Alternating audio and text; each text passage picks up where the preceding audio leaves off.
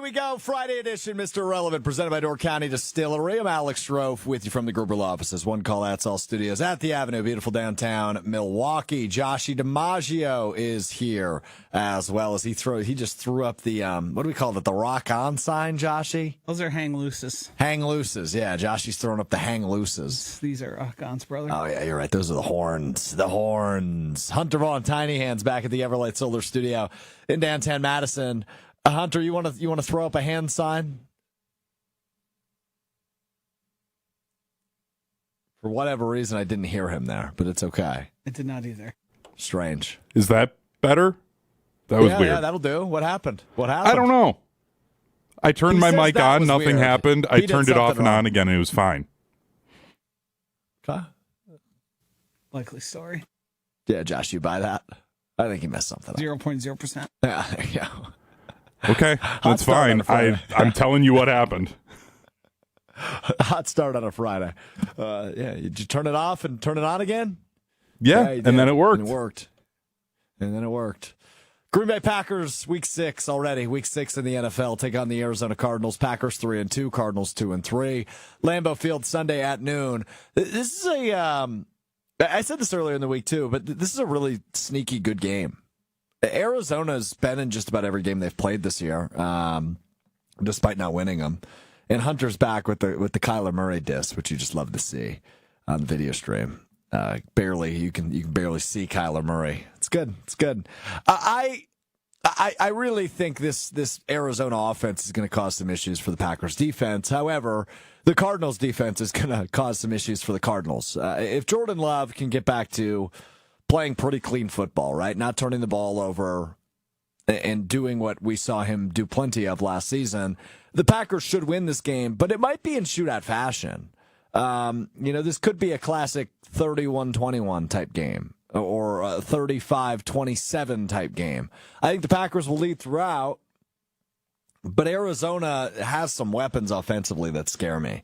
And the Packers' run defense has not been great. I mean, they were really good, obviously, against Tennessee, and the pass rush was also really good against Tennessee. 8 sacks, only allowing like 35 rushing yards against the Titans. But outside of that game, this is not a team defensively that you feel great about through 5 weeks, right? This is a team in which there's a ton of improvement to be had defensively, especially when it comes to stopping the run. And when you are facing a team that possesses both Kyler Murray and James Conner, I have a little bit of a fear that those two guys are going to run wild. We will do our underdog picks a bit later, but this might be a higher fest on underdog for Packers Cardinals coming up on Sunday. That's where I sit, right? Like I view it as we're going to have a lot of hires, a lot of yards, a lot of touchdowns, and two defenses that are going to walk away going, we got to clean that up.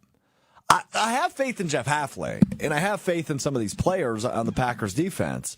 But the situation they're in through 5 weeks is, okay, defensive backs, it seems improved, right? We played dog or puppy on Wednesday.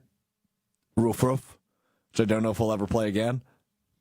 But other than the defensive backfield, I don't know how much confidence you have in the linebacker room. You like what you've seen out of Edgerrin Cooper here in his rookie season. There's been some moments for Quay Walker, but there's also been some moments for Quay Walker where you go, what is he doing? Where is he going? What is he thinking? Right? Like, I feel like there's at least a moment or two every game where I go, the running back went left. Why did Quay go right? There's just so many of those moments with him. But there's also moments where you go, damn, yeah, that made sense. Because he's such a physical specimen. It's just sometimes I feel like his mind plays tricks on him. And you want to get rid of those as the season goes on. And then the defensive line, the guys you're not paying a lot of money to are playing well, right? Devontae Wyatt, Kingsley Enagbare, Lucas Van Ness has had some moments, although it seems like that is not a popular opinion all of a sudden on Lucas Van Ness. I've been impressed with him. There's been some moments where I've gone, wow, he looks really good. But I think there was some stat, which I'm sure Josh knows because he's a frickin' nerd, about LVN that says that spells out he's not as good as maybe I think he is. Basically, per everyone drafted the same year as him, he is the least productive pass rusher of all the pass rushers drafted. But is that on a per snap basis, or is that on a overall basis? Because I feel like he's not it's a wins starting. losses thing. Oh, okay. So it is every time. It's measured by how much are you creating versus. Okay, that didn't make me feel better. I thought I was going to be able to weasel my way out of that one. I did too until I saw that one because I thought he's been all right. I feel like he's had some really good moments this year. I don't know about this year. Last year he definitely had some flashes. Yeah. Yeah. I also watched the Chris Long on his podcast talk about the pass rush. Didn't make me feel a whole lot better. Who doesn't have a podcast?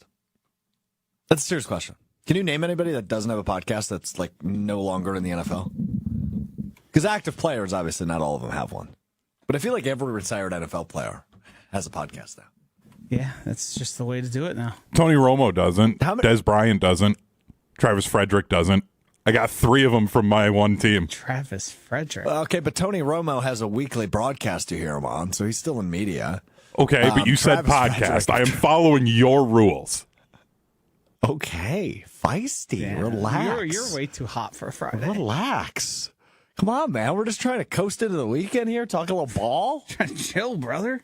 What's going on with you? Hunter, everything all right? Yeah, everything's fine. I literally follow your rules, and then nope, doesn't count, doesn't count. It's like the mic thing. So I don't know if I don't know if everybody knows this, but this show now requires about 800 people to get the show off the ground. So I'm here, Joshy's here, Hunter's here, right? Those are the 3 you hear from. We also have our phenomenal intern Will. I'm going to regret calling him phenomenal, but he is a phenomenal intern. Will back in the control room with Joshy.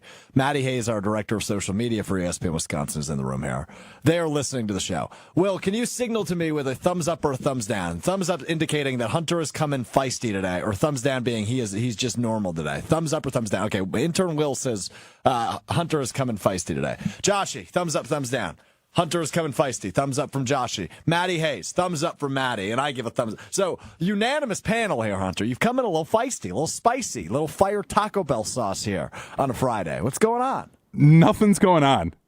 I don't know what to tell you.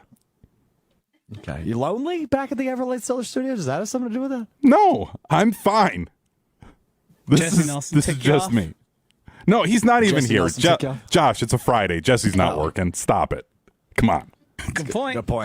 That's a good point. Yeah, that's just what we come to know and expect. Hey, I read something this week, and nobody talked about it on any other shows, but somebody kept texting in, Joshy, I don't know if you saw this, to the text line this week in regards to Brian Bulaga tweeted or said on Green Bay Game Day last Sunday, showing up to work makes guys angry, or not showing up to work makes guys angry in regards to Romeo Doubs. And there was somebody texting in on the ESPN Milwaukee text line over and over and over again.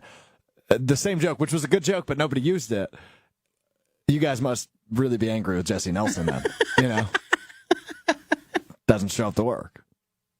I like just repeating it to hope somebody checks the text line. Yeah. No, I actually like that style. But anyway, all right, not to go too inside. Let's go to Romeo Doubs quick before Ben Brust joins us. Kyle Brust and Nortman, weekdays 2 to 5. This Romeo, I just want to put a bow on it. And we'll probably talk about it a little bit with Benny because it is a fascinating situation. But as more and more information continues to come out, I'm just so taken aback by what the heck went down here, right? He doesn't show up to practice 2 days in a row last week. So it's a week ago when the story was reported last Friday. Last Saturday, he was suspended.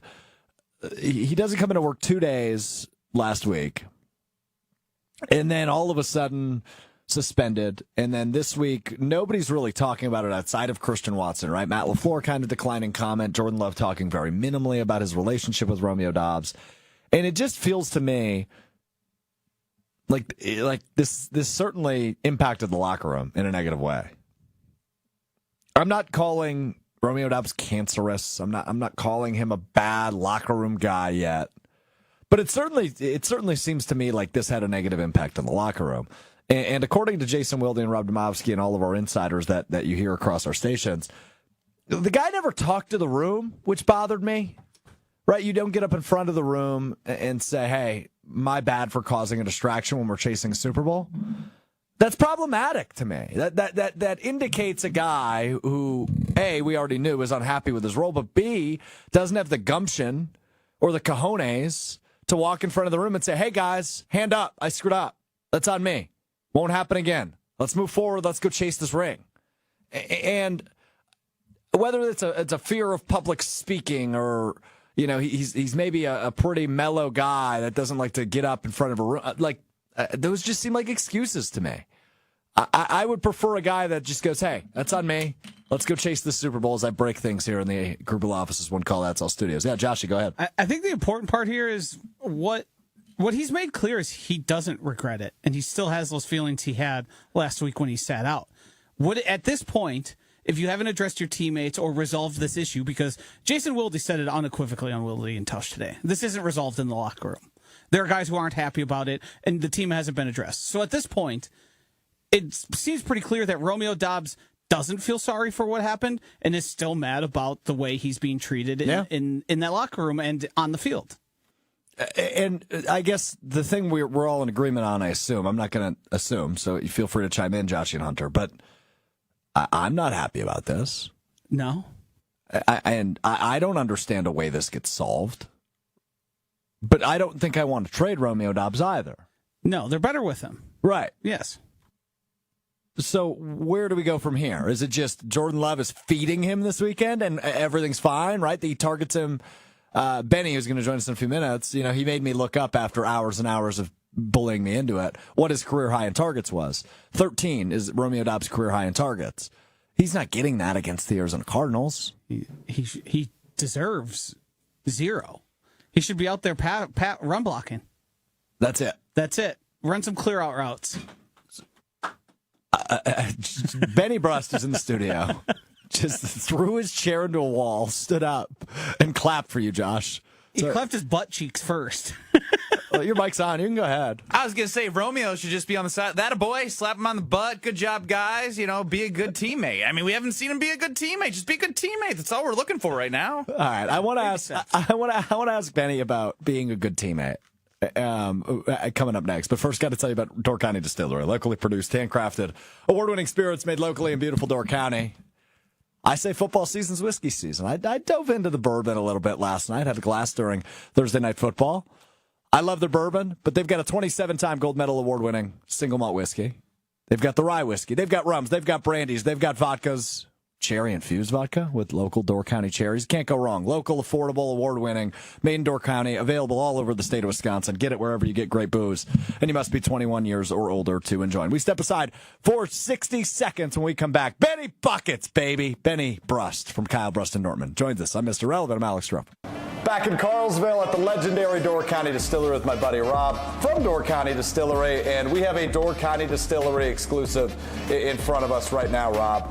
Cherries, bourbon, two of my favorite things. Put them together. You got Door County Distillery cherry bourbon. It's beautiful. We're just doing shots? Yeah, we're just going to celebrate. straight up. I mean, it is good for mixed drinks. You can put it in old fashions, Manhattans, but sometimes you just want to straight up take a little shot of it. I won't complain about that. Like I said, two of my favorite things. Cherries, bourbon, Door County cherries, bourbon. I can't complain. Yeah. Cheers to you, buddy. Thanks Cheers. a lot. Prost. Ooh, that's tasty. Oh, that's good. Yep. That's really smooth. Get that cherry flavor. Yep. Not a whole lot of burn. Beautiful. That's terrific. Door County Distillery exclusive, the cherry bourbon. Check out their website with a huge list of unique cocktail recipes at doorcountydistillery.com. That's doorcountydistillery.com. Yeah, that huge list of unique cocktail recipes over at doorcountydistillery.com. All right, joining us now for the first time in a while. He's mad at me. He bullied his way in. Ben Brust, former Badgers guard, host. What? I didn't bully you. I just, I know where I'm at in the pecking order of big up-and-coming personality Alex Strouf. So where are you? Do the most I can while also focusing on Mr. Irrelevant so I can keep Ben happy and then not invite him on the show until somebody cancels. All right, so in your defense, I'm going to defend you first. Oh, okay. Yeah, let's flip it here. I'd like to not defend him when you're done. Yeah, all you, Josh. That's what you're best at. That's why we keep you around. The last two times I've had you on were due to cancellations. That's true. Yeah, every time. Not every time.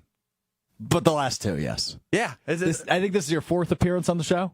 And this is episode what? This is episode 168. Cool. I think you have been on... Was that necessary, Josh? No. I didn't think so. Joshy, don't you turn on me right now.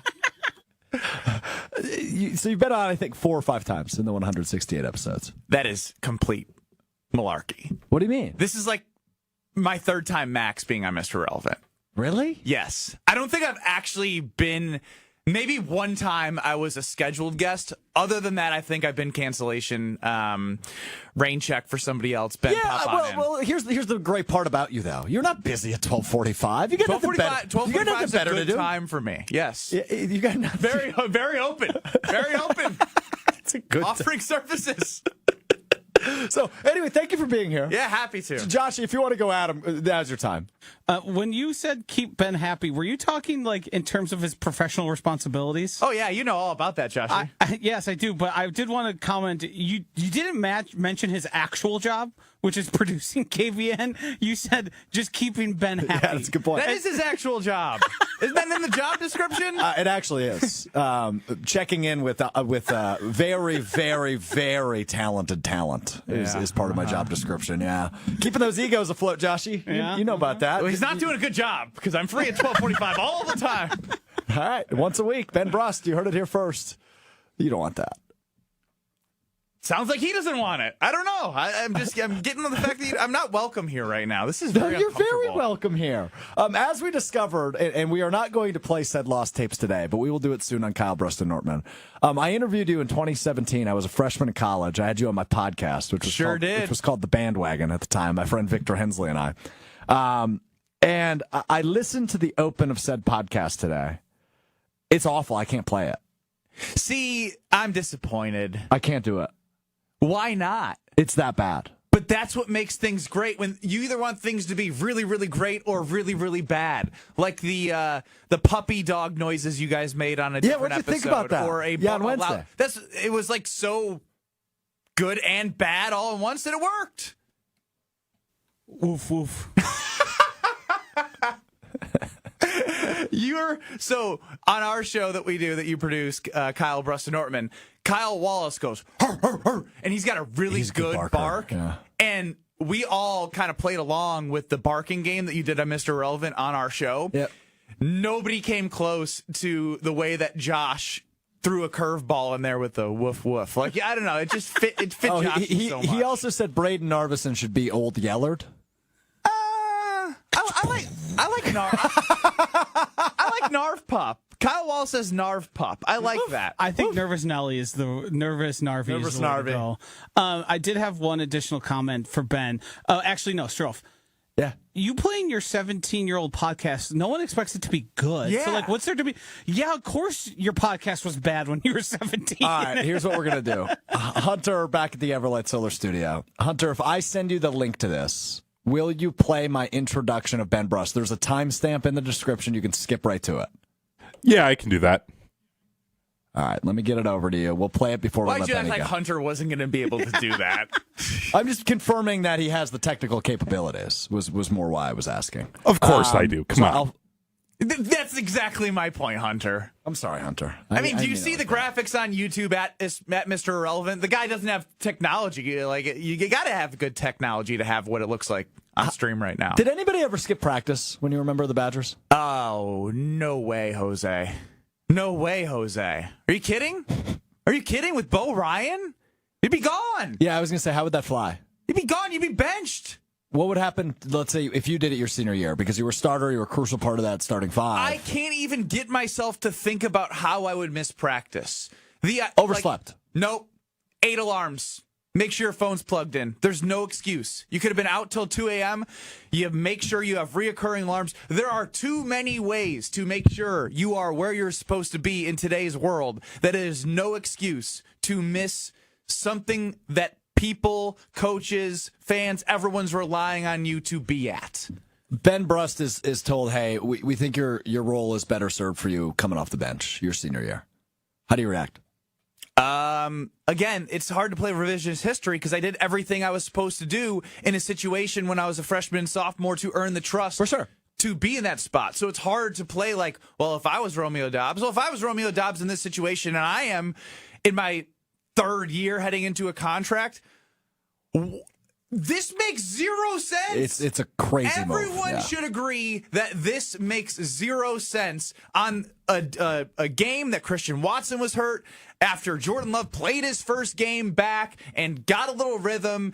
Obviously, when Malik Willis was playing, they weren't going to be throwing the ball a ton. You don't have to be a football novice to know that. You'd think a guy in the locker room who's playing wide receiver would understand why they would have a game plan focused on running the football with a backup quarterback that the Tennessee Titans didn't even want. And Malik Willis did a masterful job doing his role. Totally. This makes zero sense. Zero. It's on his resume. It's hurting the team. And if you want to get paid, it's not a good way to get in your good graces of the Green Bay Packers front office. You struggle with that microphone over there? Kyle does every day, and now I understand why. It's very droopy. Just kind of falls. I hate that word. Is there a word you hate? Moist? No. Moist. Droopy? I'll say anything. Droopy? Droopy. I think it makes... It's up there. I mean, it's kind of a weird word when you say it. Because then you, like, when you say the word droopy, you immediately have an image that pops into your head. I don't know what that image is, but you probably get an image. I get an image, and you know exactly what that image is. Ben Brust, how good has Jordan Love been this year? He's been mid. Yeah. He's been average. He's had some moments where you're like, all right, I know that he's a good quarterback still, but like, he's had a lot of things go against him. He had a game where the turf was bad. Right. Then he got hurt. Yep. Then he came back, and they're going against a good defense that had a good game plan for him. The offensive line did a great job, actually. Like I think they only sacked him one time, and they led the league in sacks heading into that game. But you can hear what Jordan Love says and say that the knee was not a factor. But there's an element at least to a point, right? There's an element of anytime you come off of injury, you are testing things out as you play to figure out how comfortable you are doing things. So the professional way to go about it when you're paid that much money is to not make excuses, which I love from him. He said it didn't affect him, but I think we can all agree it likely affected him.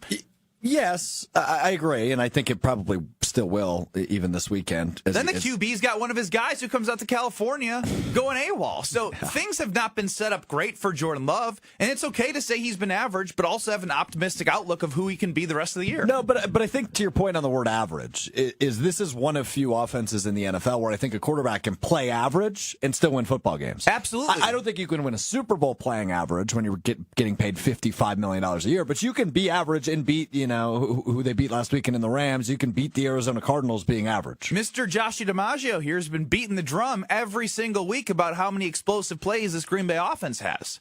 Lead the league. Over 15 yards plus, they lead the league, Joshy. Sure do. I follow you close on Twitter. What a treat for you. What a treat for all of us. Yeah, I actually have his tweet notifications on. He's funny. He's a good tweeter. At Josh_DiMaggio. Updated his profile. He's really full of himself right now. Yeah, nobody's been riding high quite like Joshy this week. To be fair, I have been particularly insufferable, but it's been the week of Joshy. I've been vindicated in ways no man thought possible It's before. been the week of Joshy. So, based off his attitude, I would love for Aaron Rodgers to somehow throw for 400 yards and 3 touchdowns, and somehow the Jets make the playoffs just to see him crawl back in his hole. Since 2022, Aaron Rodgers has more 3-interception games than 300 yards passing. Yes! See, I love this, Joshy. Is that 1-0? Is that I the believe count? so. Yeah, okay. 1-0. Big stats guy there. Where did Big you get? sample size. Is that like the stat of who was it? Jared Goff. He caught more touchdowns than he threw incompletions. Is it just one of those where it's a one-off? It's such a one-off that you have to make a stat out of it. It's like Daniel Jones threw more passes, more touchdowns to the other team than he did since he signed his contract. Yeah, it's also because he hasn't thrown 300 yards in a long time, so anytime he does something significant. Let's be honest. I'm wishing that happens to see how Joshy would react. But anybody who has a brain watching them play football, it's so archaic. I mean, holy cow. He thinks he's throwing to James Jones and Jordy Nelson, and it's Alan Lazard. Alan Lazard. Todd Downing's not going to fix it either there for them. Their new play caller. I mean, Joshy, we talked about it on Monday. Colby Parkinson sounds like an Aaron Rodgers target. Yeah, oh yeah. I think the Rams should trade Colby Parkinson to the anyway. Tyler Conklin is like the biggest Rodgers defender, and it's like that's because you're getting force fed because like it's just there's nothing no open, and that's throw what he over the middle. deserves. That's what Aaron Rodgers deserves at this point. Here's a 60. Check down Charlie is what Aaron Rodgers is right now. Yeah, facts. And the thing is, to make it clear, them making the playoffs isn't really a concern of mine. They can do it 9-8, whatever.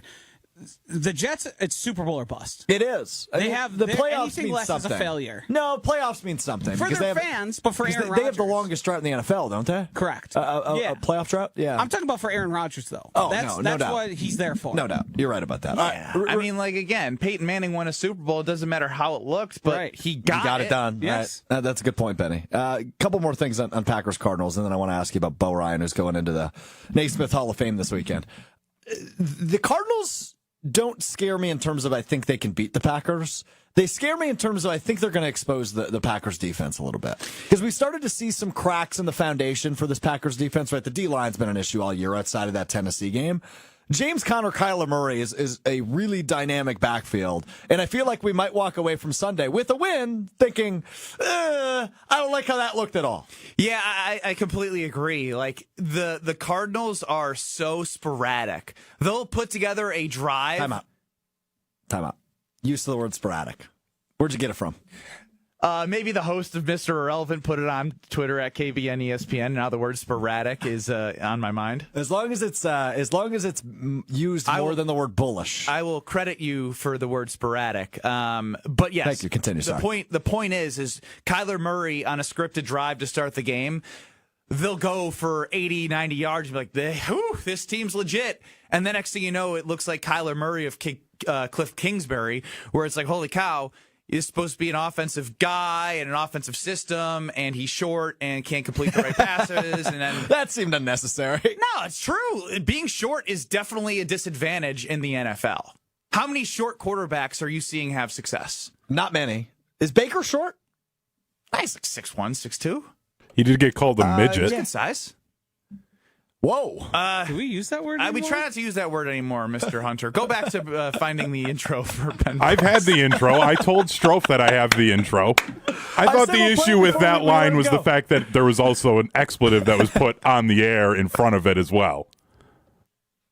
No. Well, let's just eliminate that from the record. Yeah, eliminate it from the record. We're in court now with Ben Brust.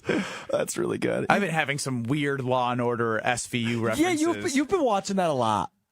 You actually just have weird references, period. The only one that's actually culturally relevant, relevant is more than Borat. anybody. No, you referenced The Parent Trap 2 different times this week, and I don't think people watch Not that two movie. different times, just once. No, you did it twice. No, it was the song from the big bands that they played in the scene that they're in the hotel, Josh, have you seen that movie?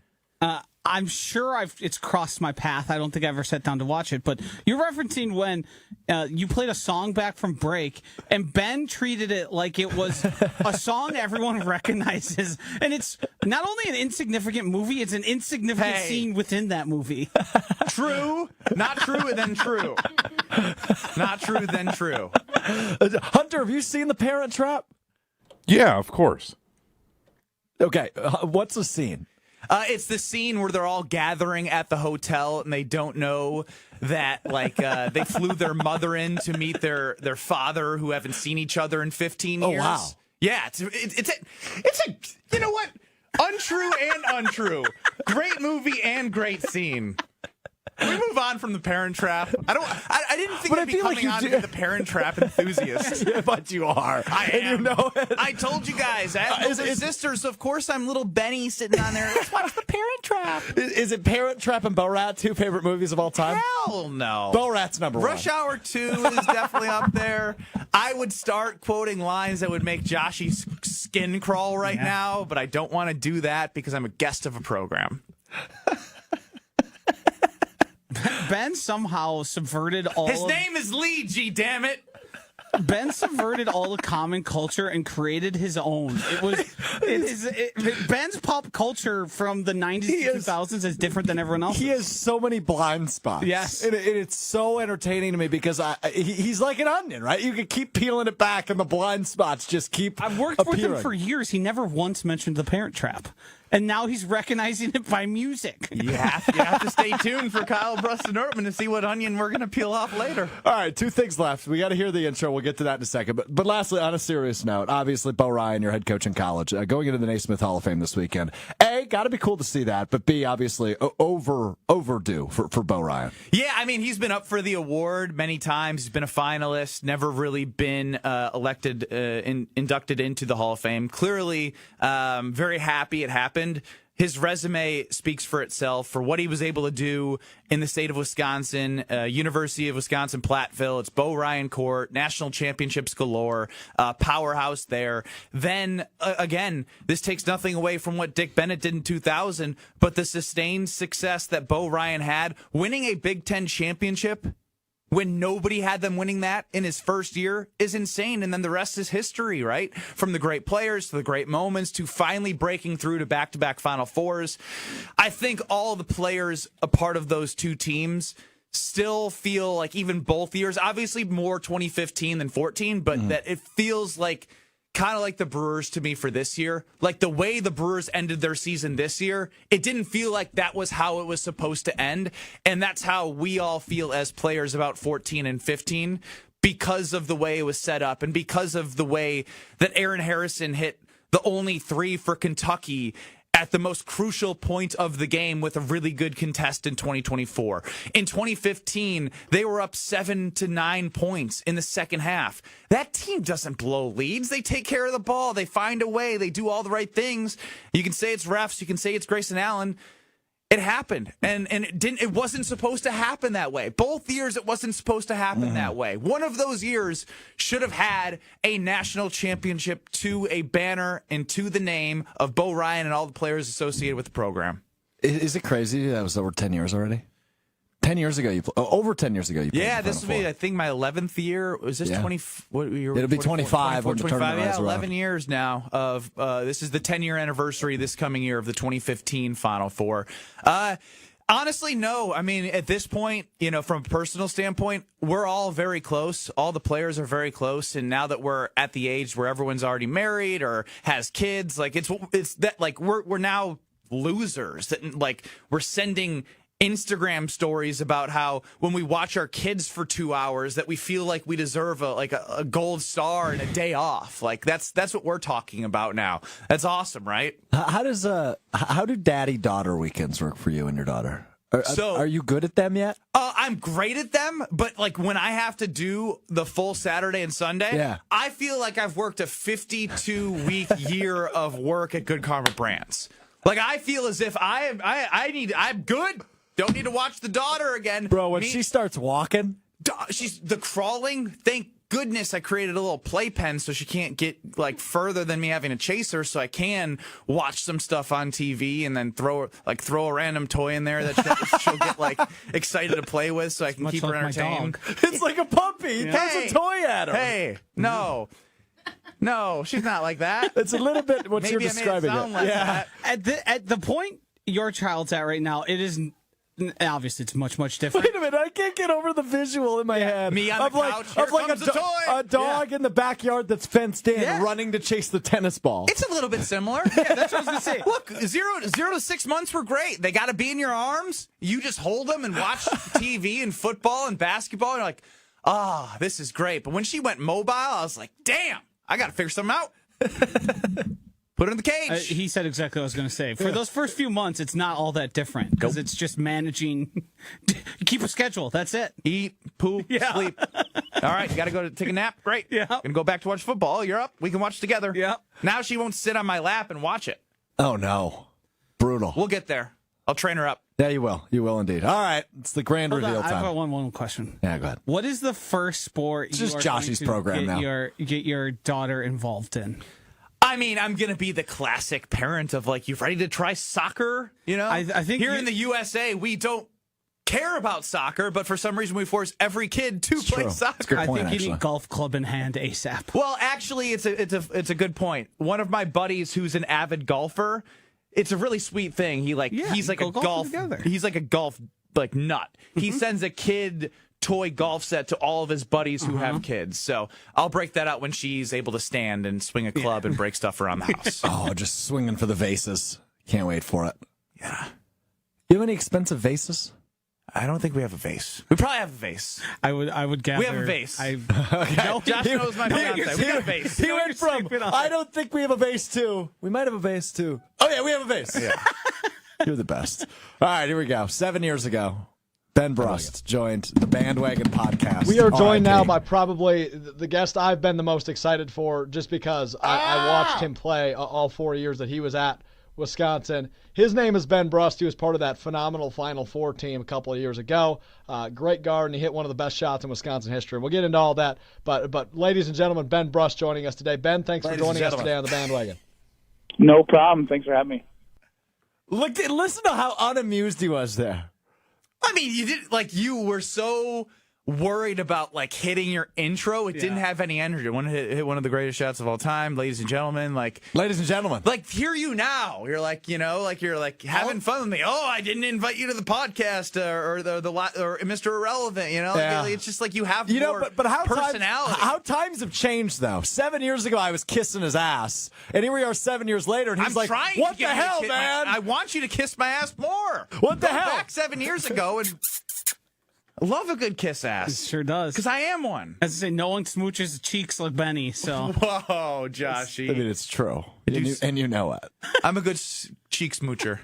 That wasn't as bad as I expected. It wasn't clean, but for a 17-year-old, also your voice just hasn't changed. Not at all. I was a freshman in college in that one, yeah. Yep. You sounded like you were ready to do radio commercials at 16. Thanks. All right, Ben Brust. That's it. Here I'm from done. Kyle, Brust and Nortman. Fun. Do you want to stay? I gotta go away so you can stick around. No, I'm good. All right, see you guys. Joshy's my safe space, even though he's here to rip on Joshy, me. before you run away, you like anything on Underdog? Go back to Does Dontavian Josh Wicks. like anything on Underdog? It's a good point. Dontavian Wicks. Higher? Overs. Higher. Sorry, Underdog. Love you. All right. We'll mix that in. Thanks to Ben Brust. Thanks to Joshy DiMaggio. Ladies and gentlemen, Ben Brust, everybody. All right, everybody's leaving us. I don't know what the hell Josh has to do, but apparently he's leaving early. Hunter, it's down to just me and you. Everybody's sick of us.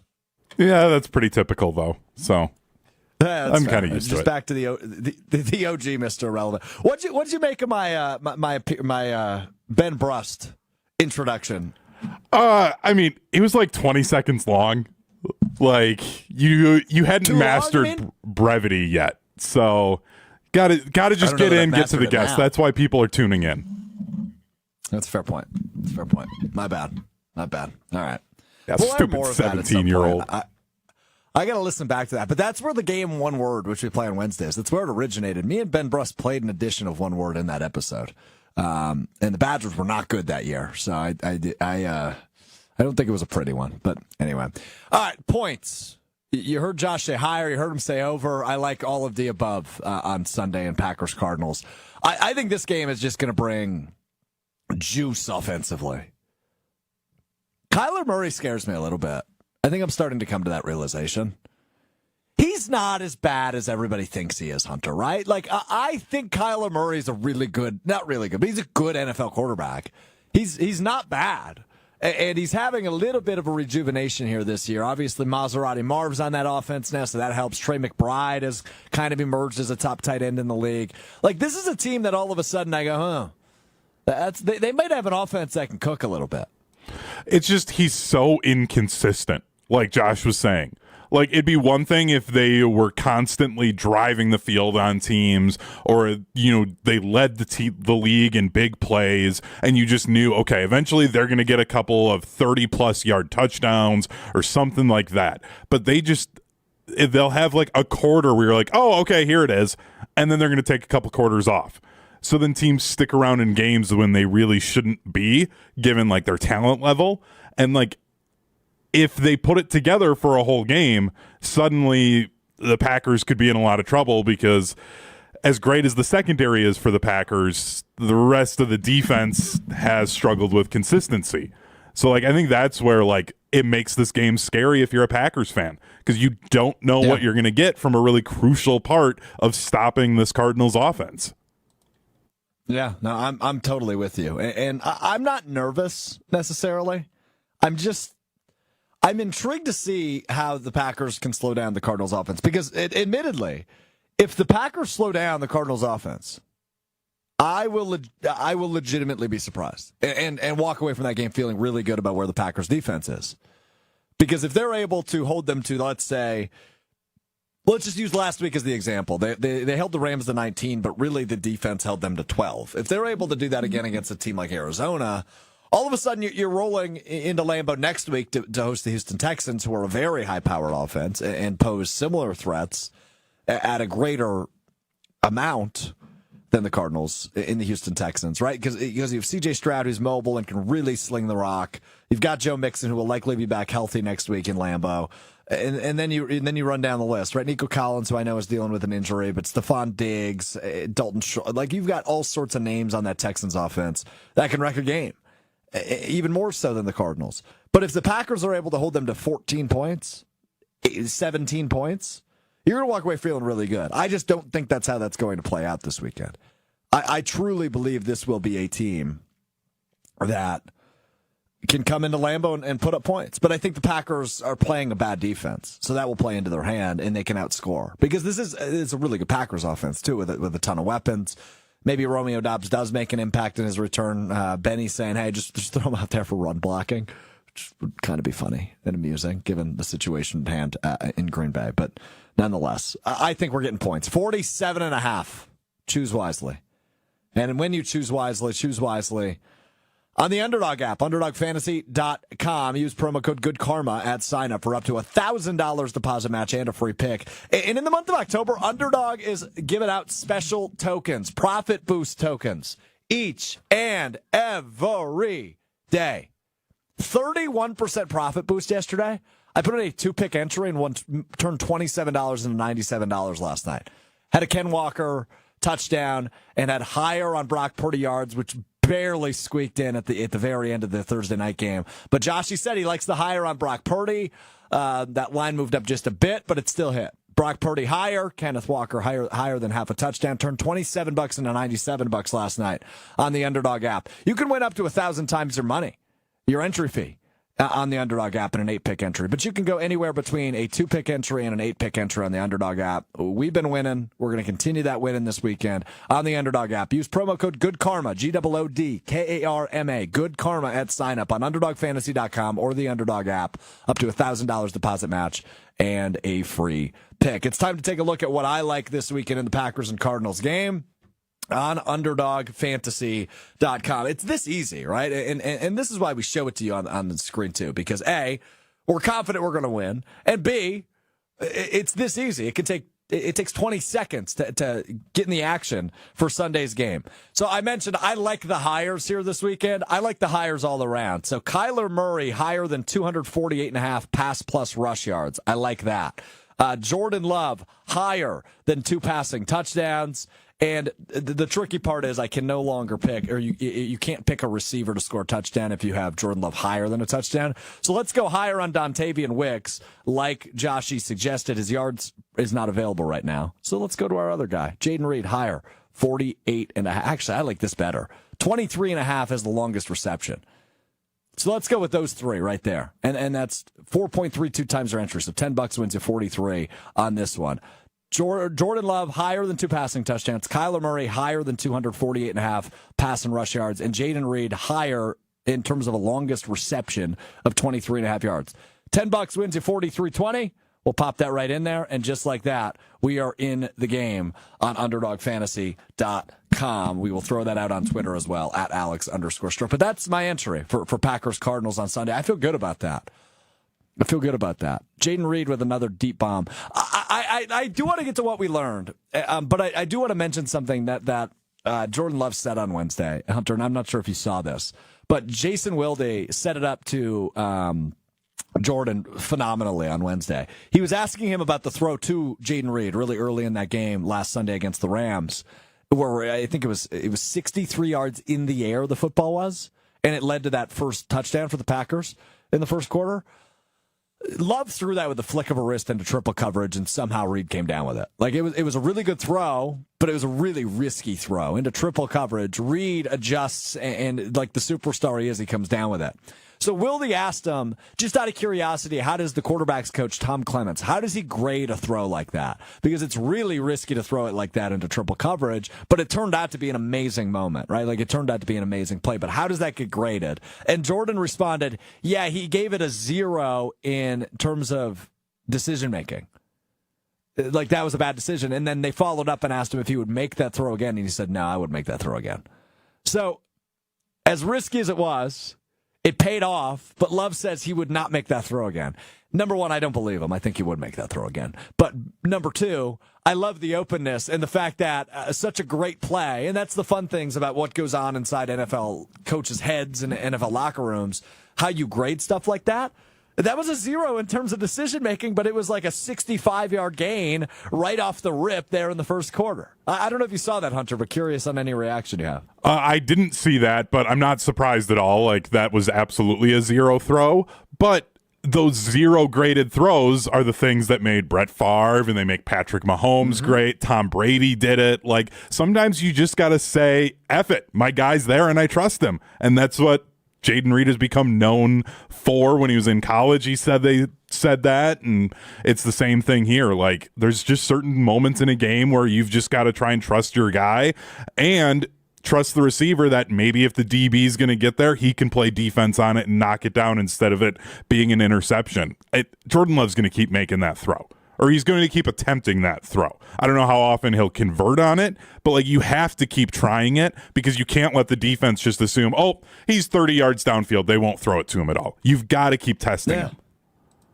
Yeah, no, you're totally right. And I view this weekend as a great weekend to continue to test them.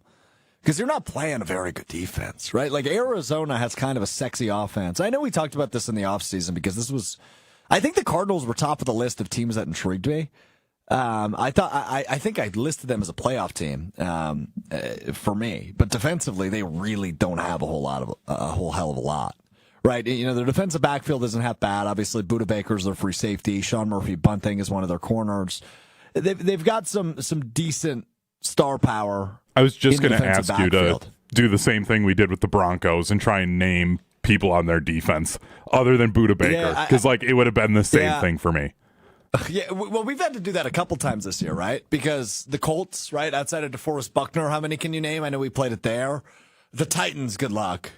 Yeah, the Titans are hot garbage, both sides of the ball. And then obviously Minnesota's pretty good. They're really good defensively. Philadelphia's good defensively. But the Rams have some pieces, but nothing that scares you terribly bad. Yeah, the Cardinals are one of those teams where it's like, okay, you know Buda Baker. Who else do you know? Murphy Bunting would be the first name, and then after that, yeah.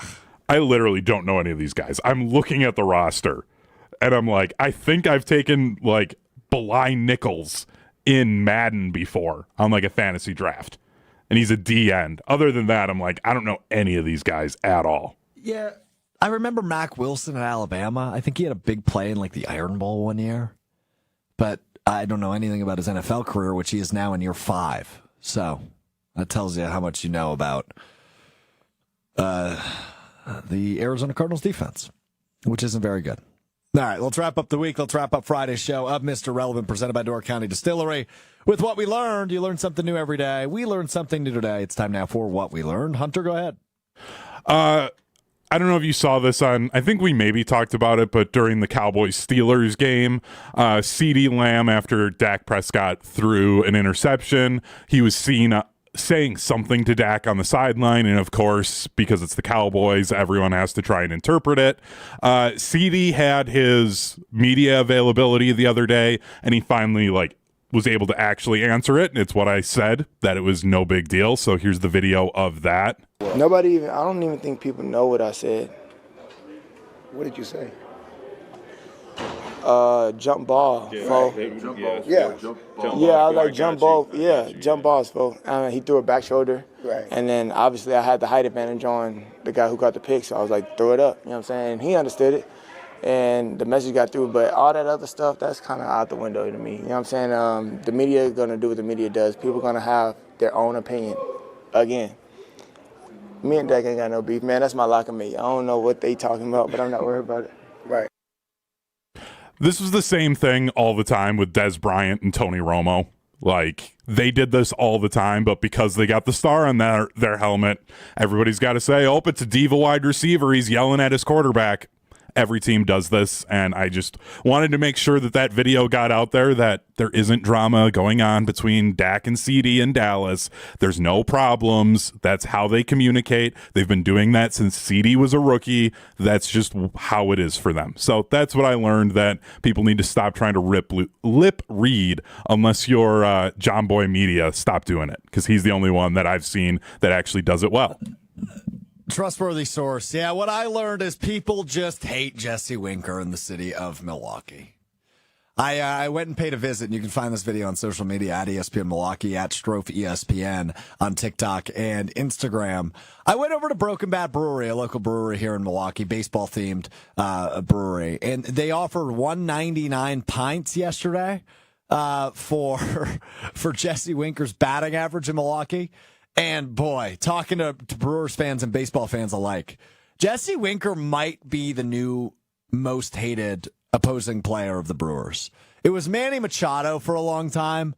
I think Jesse Winker has officially taken Manny Machado's crown, and Hunter might be the first person on the bandwagon. He might be in the very front seat of people that hate Jesse Winker. Winker obviously underdelivered in his year in Milwaukee, was put on the playoff roster, went 0 for 2 in a crucial game that ultimately ended the Brewers season, including a strikeout to end the Brewers season, and Hunter let him hear it. We talked about it a ton on this show now over a year ago, and here we are a year later, and Jesse Winker extra hated, extra spicy Hunter hated by Brewers fans, and plenty of them out celebrating with $1.99 pints yesterday.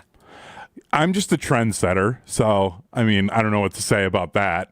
But then too, it's not just Broken Bat doing that. I saw the Milwaukee Panthers are doing $1.99 general admission tickets to kick off their like season. Nooks as well. Yep. Yeah, so everybody jumping on the $1.99 train, and I love it. I think more people need to understand how terrible he was and how much of a bum he was, and the fact that he only saw 6 pitches and 2 at-bats in the playoffs.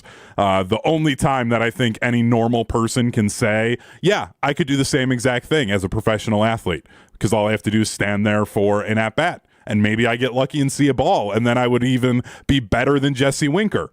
So he's a bum. God, I hate that man so much. Even just talking about him now, like, I'm getting fired up again. That's fair. Yeah, he's a dork. He's a dweeb. He's all the in-betweens. One more thing to follow up from Joshy's what we learned on Wednesday. Obviously, Hurricane Milton hitting Florida. And we talked about the social, I don't want to call him a superstar, but the social machine that is the man nicknamed Lieutenant Dan, who survived the hurricane. So he's good. He's alive and well. No damage. In his 20-foot sailboat on the coast of Tampa. He was texting national news outlets throughout. Like, he's saying, yes, I'm good. At one point, quoted as saying, I haven't even spilled my coffee yet during Hurricane Milton, but Lieutenant Dan is okay. So to follow up from Joshy's what we learned on Wednesday. All right, just to recap. Benny Brust, not a good multitasker. and plays fetch with his daughter. Good stuff there. But Bo Ryan set to go into the Naismith Hall of Fame this weekend. Well deserved by him. Now we got to turn our attentions to, and I heard Jason Wilde say this yesterday, Dick Bennett, the former Wisconsin coach, brought them to the Final Four in 2000, brought my beloved Pointers to the NAIA National Championship game during his short tenure there in Stevens Point. He's a great coach, and obviously back-to-back, if not 3 in a row, NCAA tournaments, first 3 ever for UW Green Bay. He's a huge part of basketball in the state. So that's the campaign we got to start next for the Naismith Hall of Fame. On Underdog, higher 248.5 pass and rush yards for Kyler Murray. Higher 2 touchdowns for Jordan Love. Higher 23.5 yards for the longest reception for Jaden Reed. $10 wins you 43. $20 wins you 86 on Underdog. Use promo code Good Karma. That will do it for us today. We're back with you Monday to recap Packers Cardinals. Hunter, who do the Badgers play this weekend? Rutgers? Yeah, they're out in Piscataway. 2.5-point dogs. Really? Yeah, Rutgers is good. Like, this is going to be a dogfight for the Badgers to win. Uh-oh. Yeah, Greg Schiano's got the Scarlet Knights rolling again. Don't like it. What you got the Badgers or you got Rutgers? You always pick the Badgers. Yeah, I have to pick the Badgers, otherwise I get cyberbullied. So, yeah, I'm picking the Badgers. Otherwise, they call you fat on the internet, as you told us a few weeks ago. Well, Hunter, I hope you're right. I'm not feeling great about it, but we will see between Wisconsin and Rutgers Saturday. That is tomorrow. And then Packers Cardinals at Lambeau Field on Sunday. Green Bay game day gets you set beginning at 9 a.m. on Sunday. If you're watching on YouTube, you can find it here. You can also find it 94.5 ESPN Milwaukee, 100.5 ESPN Madison, 620 WTMJ. We're going to shake it up a little bit this week. Our guy Steve Scafidi from WTMJ will join us during the 9 o'clock hour. Us being me and Super Bowl champion Jarrett Bush. Jason Wilde will join us during the 10 o'clock hour, and we will rattle through the history books of Cardinals Packers. I don't think people realize how much history there is between the Cardinals and the Packers. Aaron Rodgers' first playoff start was against the Arizona Cardinals, that wild overtime game, the Jeff Janis game. We all remember that one. How about in 2003, the Vikings and Cardinals? The Cardinals beat the Vikings in the final week of the season to send the Packers to the playoffs. There's so much history between the Packers and the Cardinals. So we'll dive through that in the 11 o'clock hour of Green Bay game day coming up on Sunday, live just outside of Lambeau Field. Hope you can hang out for us and get set for the game with that. That does it for us today on Mr. Irrelevant. Back with you Monday beginning at 12:30 on the ESPN Madison, ESPN Milwaukee YouTube feeds, on the ESPN Madison Facebook page, available wherever you get your podcast, Apple Podcasts, Spotify, Wisconsin On Demand, and all the in-betweens. Thanks to Benny Brust, thanks to Joshy, and even bigger thanks to Hunter Vaughn because he actually stuck around for the full show. I'm Alex Strouf. We'll talk to you Monday. Peace.